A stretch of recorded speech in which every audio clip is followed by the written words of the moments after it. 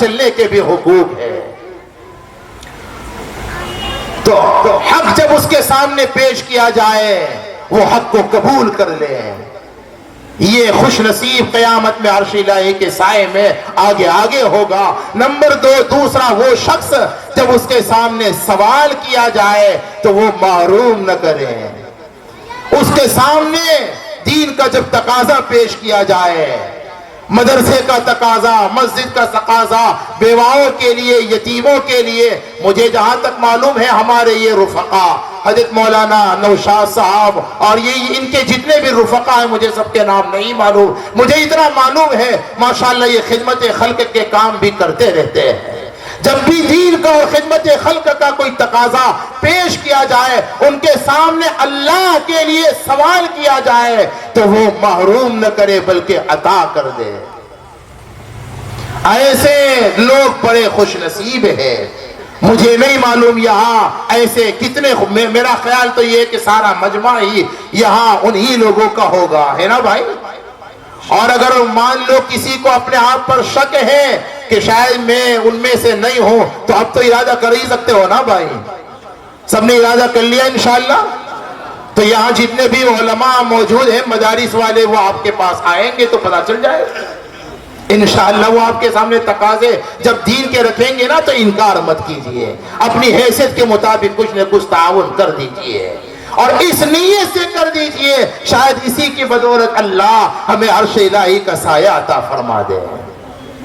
اور تیسرا وہ شخص جب بھی کوئی معاملہ پیش آئے وہ اپنا ہو یا پرایوں کا ہو، انصاف کے ساتھ وہ ہر معاملے کو انجام دے، انصاف کا دامن کبھی نہ چھوڑے۔ بہرحال میں عرض یہ کر رہا تھا عرش الہی کے سائے میں جن خوش نصیبوں کو موقع دیا جائے گا یہ 3 لوگ بھی ہوں گے، اور من جملہ حفاظ کرام کا تو کیا کہنا، قرآن کے ماہروں کا تو کیا کہنا۔ میرے بھائیوں اللہ نے ہمیں قرآن کا وارث بنایا۔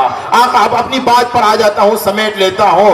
آقا فرماتے ہیں امت کے 2 طبقے بڑے شریف ہیں، اشراف امتی حملت القرآن، میری امت کا شریف طبقہ قرآن والا۔ کیا خیال ہے آپ کا؟ قرآن والے سے مراد آپ نے کیا سمجھا ہے؟ قرآن والے سے مراد آپ کا یہ خیال ہے کہ یہ صرف حافظ قرآن ہی ہے؟ بولو نا بھائی۔ میں دعوے کے ساتھ یہ اور دلیل پیش کروں گا قرآن کو، میں دعوے کے ساتھ یہ بات کہہ سکتا ہوں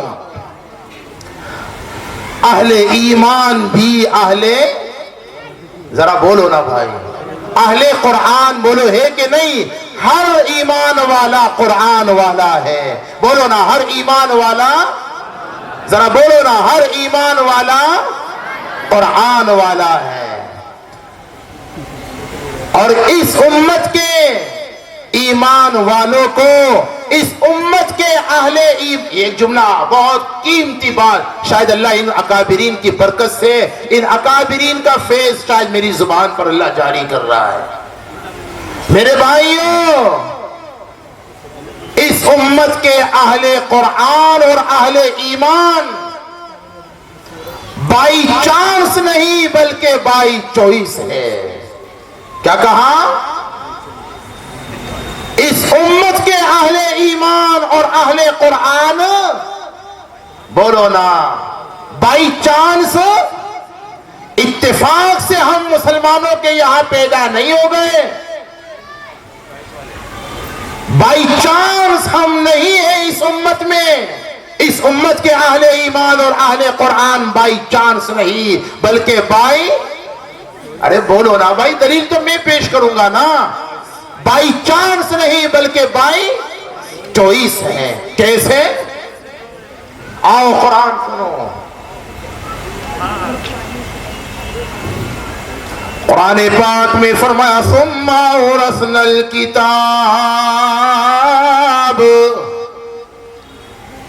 الذین اصطفینا من عبادنا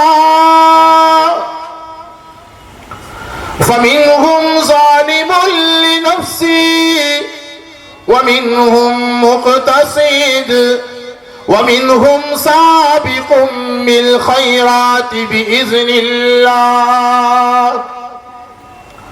حق تعالی نے ارشاد فرمایا ہم نے قرآن کا وارث بنایا، ہم نے قرآن کی وراثت عطا فرمائی۔ کس کو دی؟ اہل یہود کو دی؟ کس کو دی بولو نا؟ یہ قرآن وراثت میں کس کو ملا؟ ہمارے آقا کے اہل ایمان کو قرآن دیا ہے نا۔ ثم ورثنا الکتاب، ہم نے جن کو قرآن کا وارث بنایا یہ اہل ایمان اور یہ اہل قرآن، حق تعالیٰ ان کے متعلق فرماتے ہیں الذین اصطفینا من عبادنا، ہم نے ان کو چن لیا، یہ ہمارے منتخب بندے ہیں، یہ ہمارے چوائس والے بندے ہیں، ہم نے ان کو قرآن کے لیے پسند کیا۔ خوش ہو جاؤ مسلمانوں، قرآن کے لیے اللہ نے ہمیں پسند کیا، اس کا حق اور شکر یہ ہے ہم بھی قرآن والے بن کر کے دکھلائے۔ بولو نا بھائی، کرو گے انشاءاللہ؟ ہم کو تو اللہ نے قرآن والا بنایا، اب ضرورت اس بات کی ہے کہ ہم بھی، ارے بولو نا، ہمیں تو اللہ نے قرآن والا بنا دیا، اب کمال بندگی یہ ہے کہ ہم بھی اپنے اختیار سے، ہم بھی اپنی مرضی سے اور ہم بھی اپنی چاہت سے قرآن والے بن جائے۔ اور قرآن والے کیسے بنیں گے؟ قرآن پڑھ کر، قرآن کو سمجھ کر، قرآن پر عمل کر کے، قرآن کے پیغام کو عام کر کے۔ سمیٹنا ہوں انشاءاللہ اپنی بات کو۔ میرے بھائیو، قرآن نے اہل قرآن کی 3 قسمیں بیان کی۔ کتنی قسمیں؟ ذرا ہم اپنا جائزہ لے لیں، ہمیں کس میں شامل ہونا ہے۔ قرآن نے پہلی قسم یہ بیان کی فَمِنْهُمْ ظَالِمٌ لِنَفْسِهِ۔ ان تینوں قسموں کی تقریباً 45 شکلیں، اس کے متعلق 45 اقوال علماء نے بیان کیے ہیں۔ ان 3 سے کون مراد ہے؟ ظالم لنفسہ سے کون مراد؟ مقتصد سے کون مراد؟ اور سابق بالخیرات سے کون مراد؟ 45 اقوال ہے علماء مفسرین کے، اور یہ سارے اقوال اپنے جیب سے نہیں، کتاب و سنت کی روشنی میں۔ میں 2 ہی قول نقل کرتا ہوں۔ ظالم لنفسہ کا ایک مطلب تو یہ ہے امت کے، اس سے وہ لوگ مراد ہیں جن کے گناہ زیادہ ہے، نیکیاں بولو نا، جن کا جھوٹ زیادہ ہے، سچ کم ہے، جن کا دھوکہ زیادہ ہے، امانتیں کم ہیں، جن کی بدماشیاں زیادہ ہیں اور نیکیاں کم ہیں۔ میرے بھائیوں، جائزہ ہمیں لینا ہے، ہمیں کس میں شامل ہونا ہے؟ اس پہلے گروہ میں کسی کو شامل ہونا ہے بھائی؟ ہاں جی، کسی کا بھی ارادہ نہیں اور میرا بھی ارادہ نہیں ہے۔ حدیث پاک میں آتا ہے، اسی آیت کی تفسیر میں علماء نے لکھا ہے، یہ جو امت کا پہلا طبقہ ہے جن کے گناہ زیادہ نیکیاں کم، ایک قول تو یہ ہے، اور دوسرا قول یہ بھی ہے قرآن کو پڑھتے تو ہے لیکن اس پر عمل، اللہ ہم سب کی حفاظت فرمائے۔ جب قرآن کو پڑھ کر عمل نہ کرنے والوں کے لیے یہ وعید ہے، تو کیا خیال ہے ان مسلمانوں کے بارے میں جو سرے سے قرآن کو ماشاءاللہ بولو نا پڑھتے ہی نہیں؟ میرے بھائیوں، اپنے آپ کو ظالم لنفسہ میں شامل نہ کروائے۔ حدیث میں آتا ہے یہ وہ طبقہ ہوگا قیامت میں اس کا حساب سخت ہوگا، اور جس کا حساب سخت ہو گیا وہ تو ہلاک ہو گیا۔ اور دوسرا طبقہ امت کا وہ ہے وَمِنْهُمْ مُقْتَصِدٌ۔ اس کے متعلق 2 قول ہے۔ پہلا قول یہ ہے ان کی نیکیاں اور برائیاں دونوں برابر ہیں، اور دوسرا قول یہ ہے کہ اس سے مراد وہ لوگ ہیں جو قرآن کو پڑھتے بھی ہیں اور اس پر بولو نا بھائی کرنا ہے کہ نہیں کرنا ہے، عمل بھی کرتے ہیں۔ قرآن میں یہ پڑھا ہے کہ سچ بولو تو سچ بولتے بھی ہیں۔ قرآن میں پڑھا نمازیں پڑھو تو نمازیں پڑھتے بھی ہیں۔ قرآن میں کہا عدل و انصاف کا معاملہ کرو تو عدل و انصاف کا معاملہ کرتے بھی ہیں. قرآن نے کہا کہ اللہ کے بندوں کے حقوق ادا کرو تو وہ حقوق ادا بھی، یعنی قرآن پڑھتے بھی ہیں اور اس پر عمل بھی کرتے ہیں. مختصر سے یہ مراد.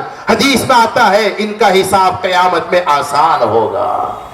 اور تیسرا طبقہ، کوشش کرنی ہے ہمیں کہ ہمیں اس تیسرے طبقے میں اللہ شامل فرما لے.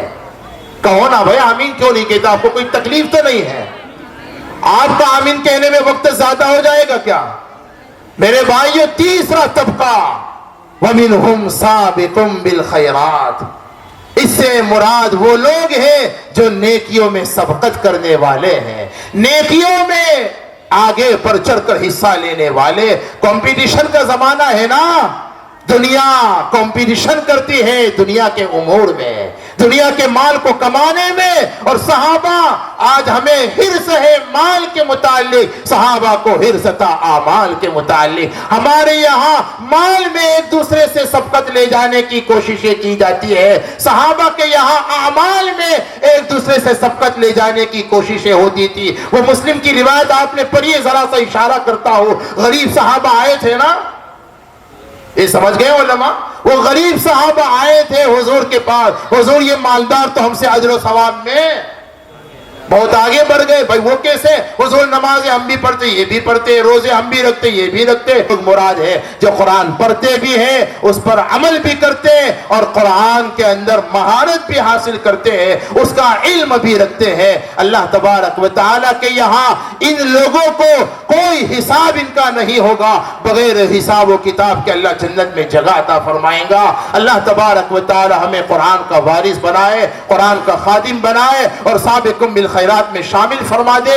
امت کا بہترین طبقہ اہل قرآن اور اصحاب اللیل، رات والے ہیں. اس سے مراد یا تو تہجد گزار ہے، یا تو اس سے مراد اوابین کا اہتمام کرنے والے ہیں، یا پھر ایک قول کے مطابق اس سے مراد عشاء اور فجر جماعت کے ساتھ پڑھنے والے ہیں. بھائی کرو گے انشاءاللہ. اللہ تعالیٰ ہم سب کو توفیق عطا فرمائے. آمین. وآخر دعوانا ان الحمدللہ رب العالمین. ماشاءاللہ. حضرات گرامی، یہ تھے دارالعلوم بڑودرہ کے شیخ